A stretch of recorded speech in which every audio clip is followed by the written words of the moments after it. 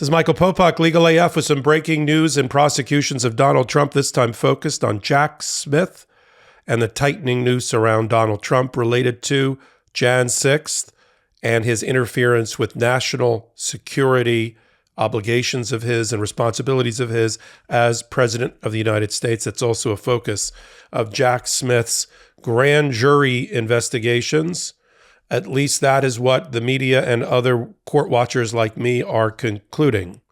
We now have new information from a relatively leak-proof Jack Smith's inner sanctum of his prosecutors that they are now focused on the final waning aspects of an investigation tying Donald Trump to a criminal conspiracy, and the final steps in that investigative process just happened this past week, or last Friday, on her last day as the chief judge of all things grand jury.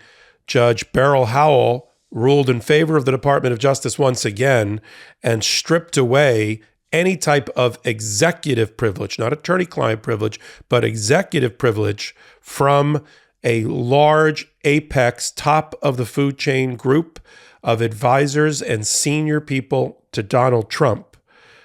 That includes the National Security Advisor, his National Intelligence Advisor, one of his other chief advisors, and of course, Mark Meadows, because who knows where the bodies are buried more than his former chief of staff and potential co-conspirator, Mark Meadows. Same Mark Meadows who has his own criminal problems and will likely, if he can't take the executive privilege, which he cannot now, and will be compelled to testify this week at the grand jury in the District of Columbia, may assert the Fifth Amendment along with these others. Who's coming in this week to the grand jury? Stephen Miller, worked for Donald Trump, senior policy advisor, chief speechwriter. Robert O'Brien, national security advisor. John Ratcliffe, director of national intelligence. And then, of course, we've got the fight over former Vice President Mike Pence, who is kicking and screaming his way into not testifying in front of the grand jury, throwing up all sorts of roadblocks. Those arguments were raised in front of the new chief judge in Washington, D.C., the new sheriff in town, who takes over from not a retiring Beryl Howell, but she'll be stepping back to her regular trial position, handling as a trial judge federal jury trials and federal trials, criminal and civil, even the one involving, for instance, Rudy Giuliani, who has a defamation case brought against him by 2 Georgia election workers. So she's not going anywhere. She's just stepping down from the chief judge position responsible for the grand jury. Jeb Boasberg, he's known as Jeb, will be taking over for that and has taken over and is already hearing argument as recently as this past Thursday about Mike Pence and the arguments against him testifying. And lawyers for Donald Trump, of course, have intervened in that as well. And this is a strange group of bedfellows. And this is what happens when you represent Donald Trump. Literally on the same day, you may be testifying as a potential criminal target or stripped of any attorney-client privilege whatsoever, just naked to the grand jury at one moment, like Evan Corcoran, and the next moment you're appearing as Evan Corcoran, lawyer for Donald Trump, in another proceeding in front of the chief judge of the grand juries. This is what's happening now. Lawyers for Donald Trump, and the list is getting endless. Alina Habba, Christina Bobb, Evan Corcoran, Rudy Giuliani. The list goes on, have all gone in to testify, been stripped of attorney-client privilege, been stripped of any other privilege, and have had to testify, presumably against Donald Trump's position.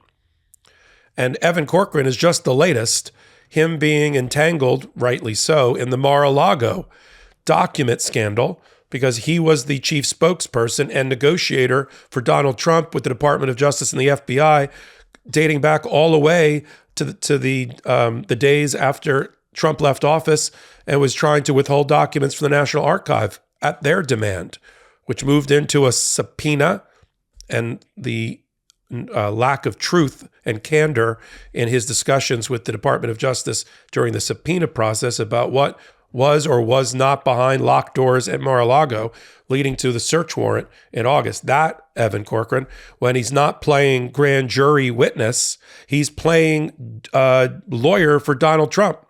So on Thursday, Evan Corcoran, Tim Parlator, and I'm going to talk about Tim Parlator too, because he's also a grand jury witness and one that is now attacking the Department of Justice.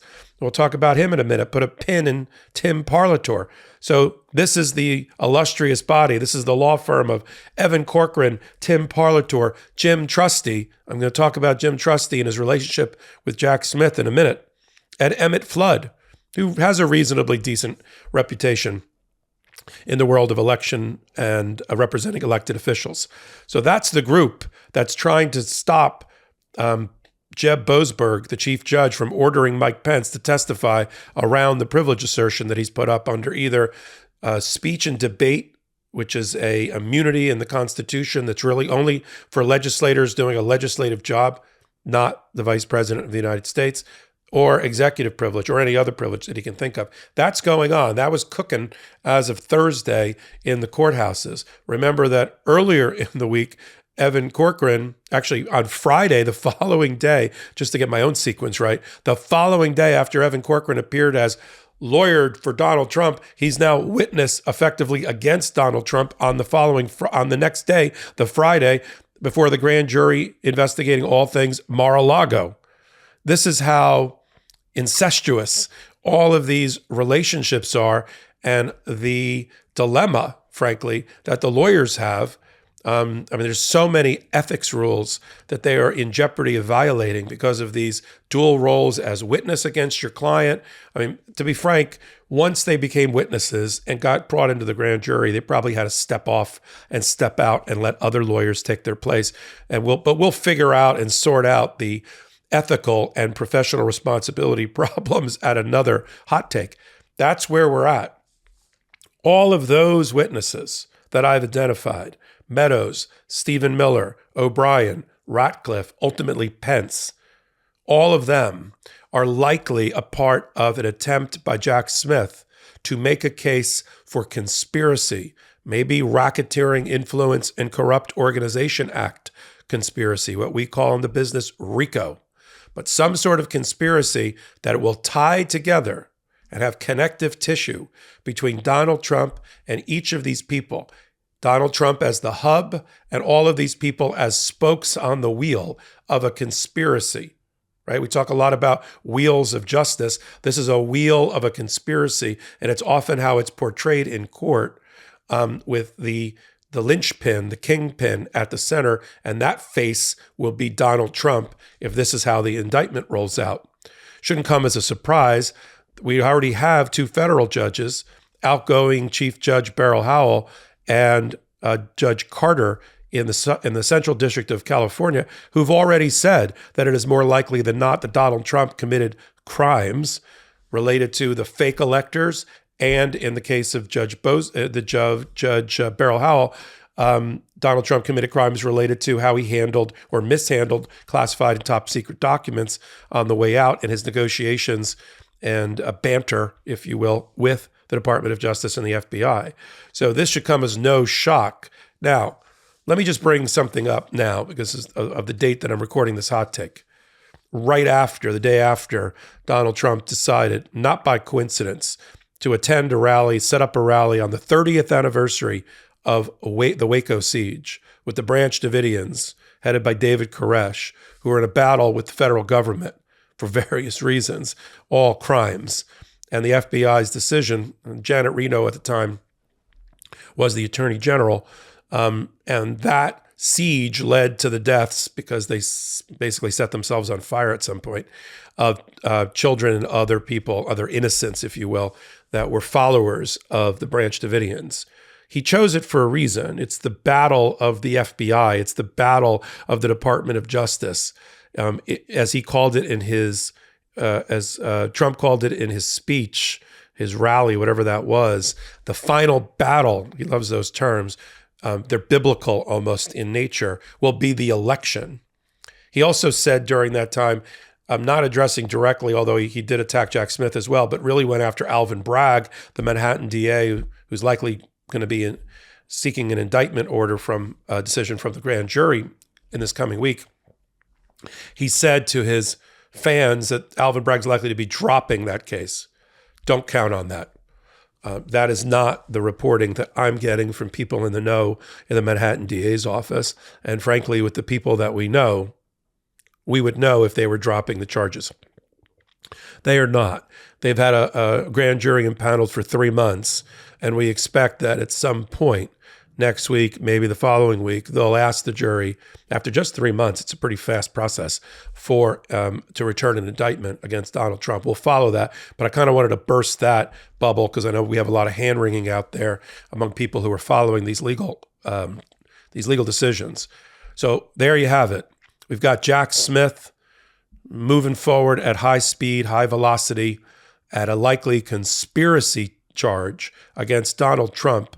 The final shoe to drop related to that and developing that case is going to be when those 5 or 6 people that I identified at the top of the hot take are going to go in next week or the week after and start testifying to the grand jury, stripped naked of any privileges, executive, attorney-client, or otherwise. And then we'll also report back on Mike Pence. I do these kind of hot takes. Well, at the rate this stuff is going, the wheels of justice are moving. I'm doing them about twice a day. I used to say I do them once a day. I sit at the intersection of law and politics on Wednesdays and Saturdays. I co-anchor the leading political and legal podcast. It's called Legal AF. We got a YouTube Wednesday and Saturday show. It goes on to all the podcast platforms right thereafter. I do these hot takes. My 2 co-anchors, Ben Meiselas and Karen Friedman-Agnifilo, do them too. So you get a full diet during the week to catch you up. And then on Wednesdays and Saturdays, we pull it all together and curate a show of all the top stories that we think you need to know from our experience as practicing lawyers and former prosecutors. And then if you like what I'm doing, you can follow me at MS Popok on all things social media, including Twitter. This is Michael Popok, Legal AF reporting. Lock him up! Indictment season is upon us. Celebrate with the new Indictment Season t-shirt and v-neck exclusively at store.MeidasTouch.com.